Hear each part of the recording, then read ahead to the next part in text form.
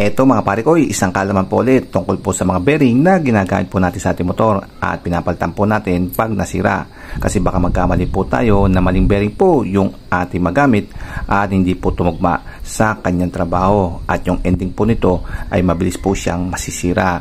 Alam naman po natin yung trabaho po nitong ating bearing ay magtanggal po ng friction or kaskasan. Then pangalawa po ay mag-carry ng load or bigat. At ito po, meron po tayong iba't ibang uri ng bearing dito na ginagamit po natin sa ating motor. At ang una po dyan ay ito sa steering po natin. Ito po ang ball race. Then pangalo po ay yung tapered roller bearing. At lastly, itong hawak ko, ito po yung deep groove bearing. Kung makikita nyo, iisa lang po yung trabaho nila as pantanggal po ng friction. Ayun, ito naman pantanggal po ng friction, pantanggal ng friction. Pero kung mapapansin nyo, magkakaiba naman po yung pag-carry nila ng kanilang load. Kung makita nyo, ito po yung hawak ko is ito po ay para sa radial at ito naman po ay para sa axis or thrust at ito naman po yung combination. Pwede po sa radial at pwede rin po sa axis. So sir, ano po ba yung pinagsasabi nyo na radial at axis? At para malaman po natin yan, ito muna po ang ating pag-aralan. Ang radial at ang thrust or axial load ang pwersang binibigay po natin sa ating bearing sa pamamagitan po nitong ating shafting. Kasi dito po manggagaling tong ating load. At base po sa picture, ang radial load ay perpendicular po sa shaft of rotation. Ito po yung ating shaft. So perpendicular po siya. Pwedeng pababa po yung pwersa. Dito po pag ganun. Yan. Pwede rin pong pataas. Yan pag ganun. At pwede rin pong pakanan, pwede pong pakaliwa. So lahat po yan ay pwedeng tamaan ng pwersa. Basta importante po ay paganto siya. So dito manggagaling. Yung thrust naman po or axial load ay yung force acting in the axis. So dito po yan, thrust. At pwede po siyang pasulong at pwede po siyang pabalik. So yung pwersa po na yan. So ganyan po yung pwersa niya dito, pag ganun. Then yung pangatlo po is yung combined load. So meron po siyang radial at meron po siyang thrust. So yung sabihin itong ating deep groove bearing ay kaya po mag-handle ng combination load.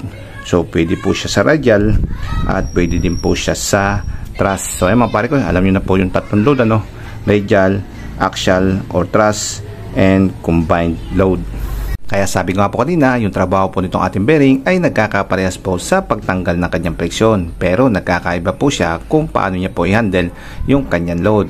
Kaya sa pagpili po ng bearing sa tamang trabaho o sa tamang pagkakalagyan niya, ay dito po tayo babase kung paano niya po makarry yung kanyang load. At ang basehan po natin dyan ay kung paano po umupo mabuti yung pinaka-bearing natin. Dapat po flat na flat po at hindi po siya nakalaylay. Kumbaga lapat na lapat po yung bearing sa kanyang seat. So unahin na po natin itong deep groove bearing dahil ito po yung pinakamarami sa ating motor. At makikita nyo po ito sa inyong gulong, sa inyong gearbox at sa loob ng inyong makina. At tignan po natin bakit ito po yung nilalagay nila na bearing. Kung makikita nyo yung kanyang pinaka bearing ay nakaupo po siya dito at dito. At yung pinaka the best na kung saan po mag-handle ng load tong ating bearing na to, itong deep groove, ay pag ganun po. So kaya tinatawag din po siyang radial bearing dahil yung kanyang pinaka load talaga ay pag ganun po yung pinaka the best niyang ma-handle, radial. Kaya nakita nyo na po kung saan natin siya madalas ginagamit sa ating motor at isa po dyan sa ating gulong dahil yung pwersa po nitong ating gulong ay pag ganun po yung kanyang pwersa pababa. Sa thrust o axial load naman, meron lang po siya konti, pang hold lang sa kanya upang hindi po siya matanggal. Dahil makita niyo po yung pinaka-bearing niya ay kukunti lang po yung nakaupo niya. So kunting-kunti lang po yan at katagalan po pag ito po ay binigyan niyo na matinding pwersa, mababasag po or masisira po yan dahil nga po kukunti lang po yung nakaupo sa kanya. Dahil tong ating bearing na to is nakadesign po talaga siya sa radial. And so naman po natin tong ating ball race at obviously po na hindi po siya maganda gamitin sa radial load at hindi po siya talaga nakadesign dahil mas nilagyan po natin siya ng shafting, ayun, at binigyan po natin siya ng radial force. Ayun, kung makikita nyo po yung kanyang bearing ay dito po nakaupo at kukunti lamang po yung pinagkakaupuan niya dahil yung ating bearing ay nakaupo na dito mismo sa pinakakupa niya. Ayun, maganda po yung pagkakalapat. Kaya ibig sabihin yung pinakapwersa po dapat ito ay patras or pa-axial load. Ayun, Kaya the best gamitin po to pag ganyan po yung kanyang pagkakaupo. Ayan o. Kaya mas nalagyan po natin siya ng load. Ayan o. Pag ano, dapat ang kanyang pinaka pwersa.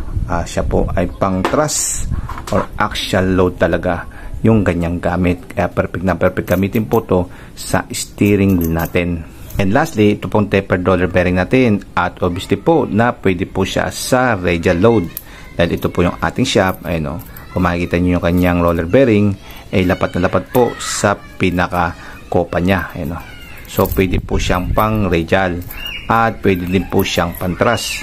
Dahil kung makikita nyo, lapat na lapat din po yung pagkaka-roller niya sa kanyang pinaka-kopa. So pwede po natin siyang gamitan dito ng mabigat na load. At pwede rin po natin siyang gamitan dito ng mabigat na load. So pwede po sa lahat to. At ito po yung tinatawag nating combination.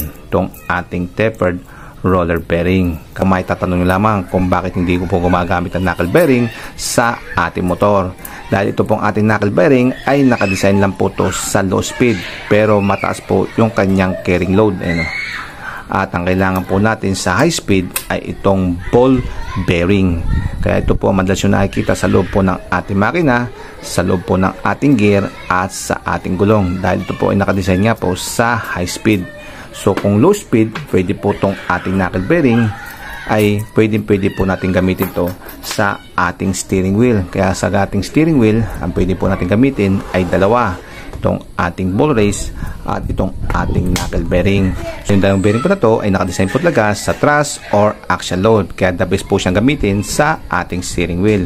So yung mga pare ko, alam nyo na po kung paano mamili ng bearing. Ayon po yan sa kanyang load. So hanggang dito lang po yung ating video. At hopefully po meron po kayong konting natutunan. At maraming salamat po sa panood. Paalam sa inyo mga pare ko. Paalam.